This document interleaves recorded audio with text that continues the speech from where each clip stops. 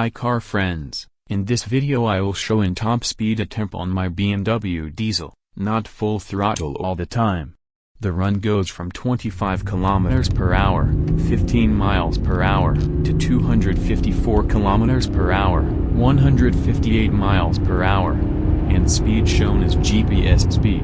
It is measured with a high-performance GPS meter, for accuracy and because BMW meter is limited to 263 km per hour. Not peaking top speed, it's some traffic after 254 km per hour.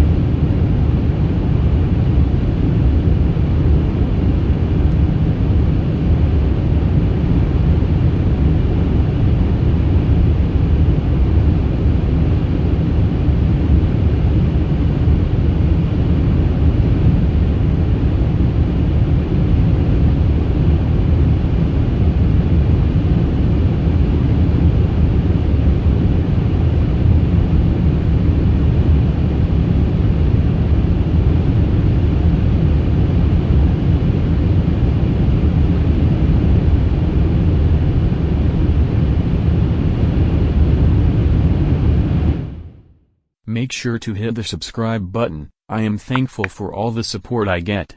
Write a comment and I will get back to all of you.